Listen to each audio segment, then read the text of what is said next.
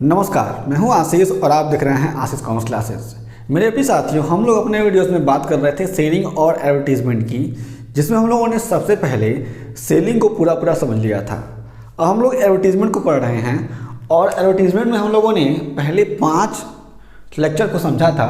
अब हम लोग 6वें लेक्चर को समझने वाले हैं, जिसका नाम है विज्ञापन के मनोवैज्ञानिक तत्व, यानी साइकोलॉजिकल एलिमेंट्स ऑफ एडवर्टाइजिंग।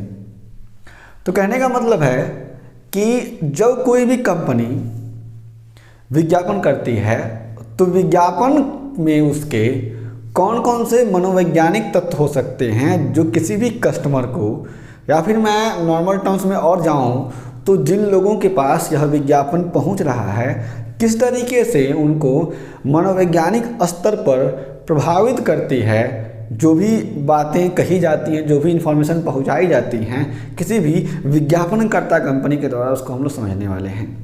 यहाँ पे यदि आपके पास जो भी चीज़ें मैं समझा रहा हूँ, इसके अलावा अगर आपके पास कोई प्रश्न होते हैं तो उन सारे के सारे प्रश्नों को आप हमें ज़रूर बताएं। आपके सभी प्रश्नों का उत्तर हम लोग ऑन टाइम जरूर देंगे। हम लोग आगे बात करते हैं तो हम लोग देखेंगे कि जो भी विज्ञापन के मनोवैज्ञानिक तत्व हैं वे कौन कौन से हो सकते हैं और इसके बारे में कौन कौन सी बातें कही जा सकती हैं। एग्जाम की दृष्टि से छोटे प्रश्नों में यह हमेशा पूछा जाता है, इसलिए इसको आप लोग ध्यान से देखें, समझें और जानें।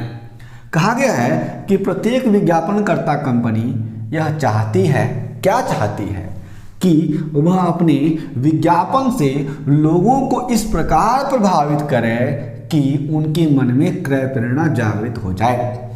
यानी जो भी कंपनी विज्ञापन करवा रही है, जो भी कंपनी विज्ञापन कर रही है, वह चाहती है कि जो विज्ञापन मैं कर रही हूँ इसके द्वारा जो भी हमारे पास लार्ज कस्टमर हैं या फिर जो भी इंफॉर्मेशन जिन लोगों के पास जा रहा है, वे इस इंफॉर्मेशन को देख करके, इस विज्ञापन को देख करके, सुन करके, पढ़ करके, समझ करके क्या करें, हमारे प्रोडक्ट को खरीदने के लिए प्रेरित हो जाएं और उनके मन में क्रय प्रेरणा जागृत हो जाए, यानी उनके अंदर बाइंग मोटिवेशन आ जाए।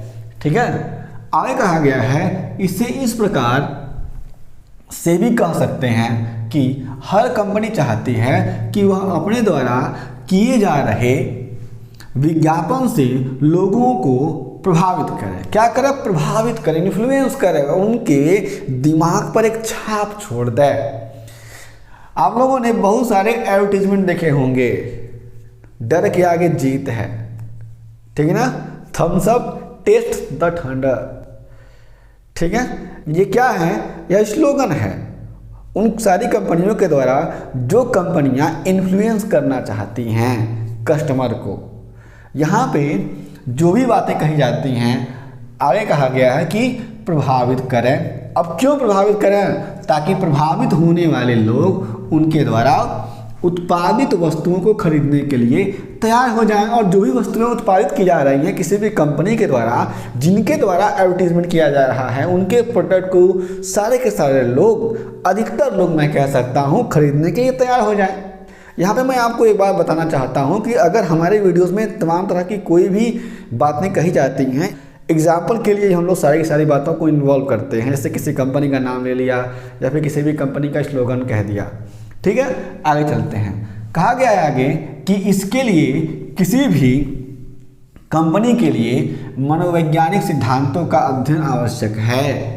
अगर कोई भी कंपनी यह चाहती है कि वह जो भी इंफॉर्मेशन विज्ञापन यानी एडवर्टाइजिंग के द्वारा पहुंचा रही है लोगों के पास, उसके द्वारा लोग प्रभावित हों, तो यह बात ध्यान रखने योग्य है कि वह क्या करे कि पहले वह मनोवैज्ञानिक सिद्धांतों का अध्ययन करे कि किस तरीके से लोगों का मनोविज्ञान काम करता है, लोगों के ऊपर मनोविज्ञान काम करता है, और किस तरीके से लोग, जो पीपल्स हैं, जो भी कंट्री में लोग रहने वाले हैं, जो तमाम तरह के प्रोडक्ट्स को खरीद रहे हैं, वे लोग किस तरीके से इन्फ्लुएंस होंगे। ठीक है ना, जिससे कि मनोविज्ञान के सिद्धांतों का विज्ञापन में सही प्रयोग किया जा सके। और अगर अध्ययन किया जाएगा जो भी विज्ञापनकर्ता कंपनियां हैं उनके द्वारा मनोविज्ञान के सिद्धांतों का, तभी वह क्या करेंगी, सही तरीके से मनोविज्ञान के सिद्धांतों का प्रयोग कर सकेंगी किसी भी अपने एडवर्टीजमेंट में कस्टमर को इन्फ्लुएंस करने के लिए, प्रभावित करने के लिए। यहाँ तक बातें आपको समझ में आ गई होंगी। आगे बात करते हैं।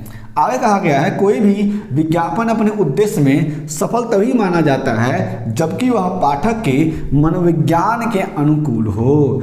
कोई भी विज्ञापन तभी सफल माना जाएगा जो पाठक है उसके अनुकूल हो, उसको लगे कि हाँ यार बढ़िया विज्ञापन है, बढ़िया प्रोडक्ट है, यह हमारे लिए हो सकता है, मैं इसे खरीदूंगा तो मेरे लाइफ में कुछ चेंजेस आएंगे।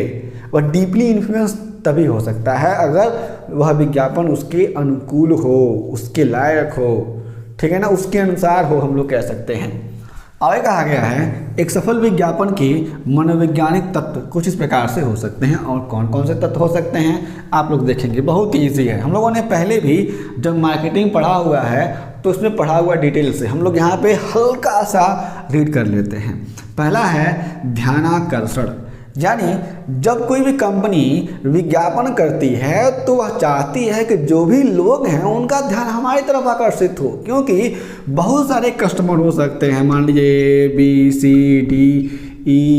ABCDEFGH, ये बहुत सारी कंपनियां हैं और मेरी कंपनी का नाम है D लिमिटेड। तो मैं चाहूँगा कि जो भी कंपनियां अलग अलग तरीके से विज्ञापन कर रही हैं, मेरे तरह की गुड्स बना रही हैं, वे क्या करेंगे, उनसे मेरा जो भी प्रोडक्ट हो वो अच्छा हो, इसके साथ साथ विज्ञापन मेरा अच्छा हो और वह जो विज्ञापन मैं कर रहा हूँ वो क्या हो, वह अन्य लोगों को हमारे तरफ आकर्षित करे, उनका ध्यान आकर्षित करे, ऐसा होना चाहिए। दूसरा है रुचि जागृत करना एवं उसे बनाए रखना। और जब ध्यान आकर्षित होगा तो हमारा जो भी एडवर्टाइजिंग है ऐसा होना चाहिए कि लोगों का ध्यान आकर्षित करने के साथ साथ उनके मन में रुचि जागृत करे कि भाई ये प्रोडक्ट बढ़िया है, ठीक है, मुझे लेना चाहिए। और जब रुचि जागृत हो जाए तो उस रुचि को बनाए रखने योग्य होना चाहिए प्रोडक्ट। ऐसा नहीं है कि जो भी एडवर्टीजमेंट किया गया वो अच्छा है लेकिन प्रोडक्ट बढ़िया नहीं है, तो हो सकता है कि लोग के अंदर रुचि जागृत हो और लोग क्या करें फिर से बाहर हो जाए, ऐसा नहीं होना चाहिए। आगे है इच्छा उत्पन्न करना, और जब रुचि जागृत होगी तब क्या होगा, इच्छा उत्पन्न होगा, ठीक है। और अंतिम है उद्देश्य प्राप्त करना, और जब ये सारे के सारे काम हो जाते हैं तो क्या करते हैं कंपनियां अपने उद्देश्य को प्राप्त कर लेती हैं, यानी उनकी सेलिंग सही तरीके से होने लगती है और प्रॉफिटेबिलिटी बढ़ने लगती है, कंपनी ग्रोथ करने लगता है। ये कुछ बातें हैं हमारी तरफ से जो हमने समझा कि विज्ञापन के मनोवैज्ञानिक तत्व कौन कौन से हो सकते हैं, या फिर विज्ञापन में मनोविज्ञान किस तरीके से काम करता है। मेरे प्रिय साथियों, यदि आपके पास कोई प्रश्न होता है तो निश्चय ही आप लोग अपने सारे के सारे प्रश्नों को जरूर बताएं। आपके सभी प्रश्नों का उत्तर हम लोग 1 by 1 जरूर देंगे। हम लोग फिर से मिलेंगे। यदि आप चैनल पर नए हैं, चैनल को सब्सक्राइब कर लीजिए, वीडियो को शेयर कर दीजिए और लाइक कर दीजिए। तब तक के लिए जय हिंद।